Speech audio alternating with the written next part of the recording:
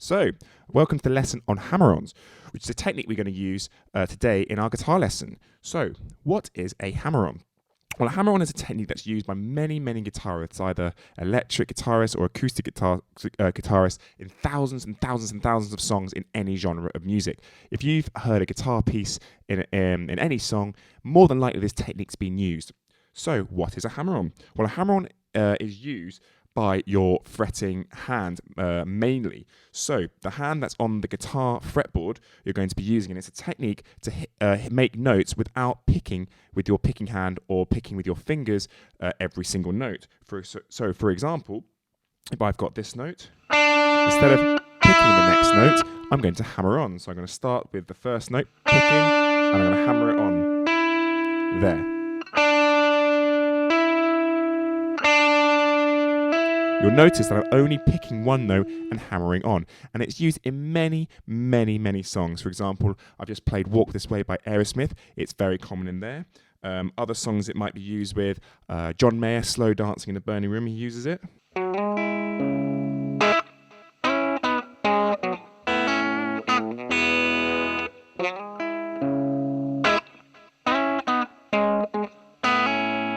So he's used it there, he used the hammer on there. Another one, Ed Sheeran uses it.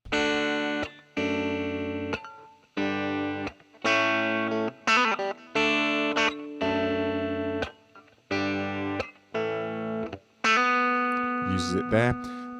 And another one, really common one where it's using lots of hammer-ons is Eric Clapton, Lalo as well.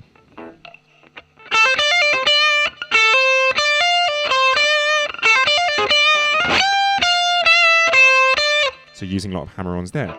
So we're going to go back to a very simple exercise which you can do, and you can do this exercise not once you get the habit and knowing what the exercise is. You can do this while watching TV, while you're lying on bed, while you're on the sofa. You can do it just without really thinking. It's a nice little way to practice. So we're going to start on the G string, which is the 4th string down on the 7th fret. So 1, 2, 3, 4, 5, 6, 7. On the 7th fret, we're going to put our index finger, our first finger, on fret 7 of the G string. And then we're going to pick that note and we're going to hammer on with our 3rd finger, this finger here, and hammer on onto fret 9 of the G string. So it should be something like this.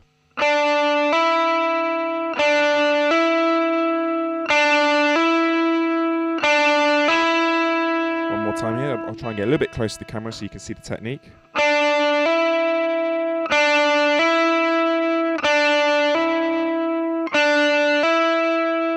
Now, you might find it easier to go on a higher string, up higher at the fret, where the tension on the strings is not as difficult. If you go on the lower strings, it might be a little bit tricky and it's something to progress onto, but this is quite a nice middle ground using that G string to build up that strength and that muscular control in the fret hand. Now, a couple of things to look out for when using this technique. I've seen it on lots and lots of tutorials. I've seen it on lots of beginner guitar players trying to do this technique, and it's I'm trying to try and teach you a way to avoid this bad habit. Now, one of the things you want to do when you're using a hammer-on is you want to try and get the string to land on the top of your finger, not the flat part of it here. You want to try and get it on the top, the string going across there, because that's where you're going to get the cleanest note, and you're also not going to be hitting other notes as well. So make sure when you're hammering on, you're really trying to get on the tip of your finger. Now, you might want to bring your hand forward as well. Some guitarists like bringing their hand back like this, and you can see the hands come back, but you might want to bring it forward and bring your wrist down so you've got the best chance of hitting the note on the tip of your finger. So, like so.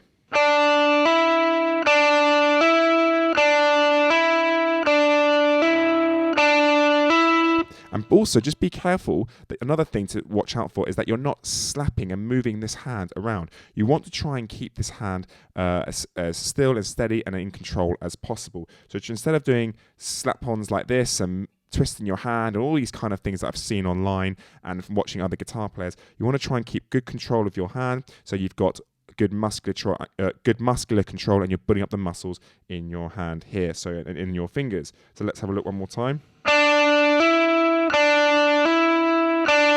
I'm on the tip of my fingers. and I'm just letting the fingers do all the work. The hand is not moving at all. Okay, so that's what you want to kind of aim to achieve.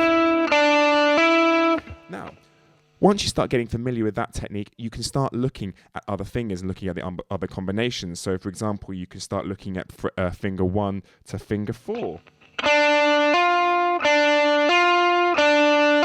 Or finger 1 to finger 2.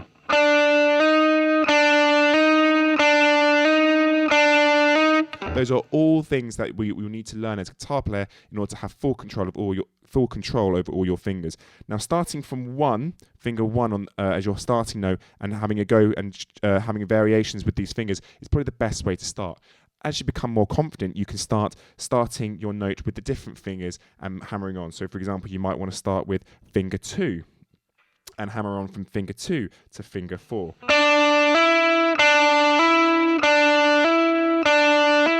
And finger 3.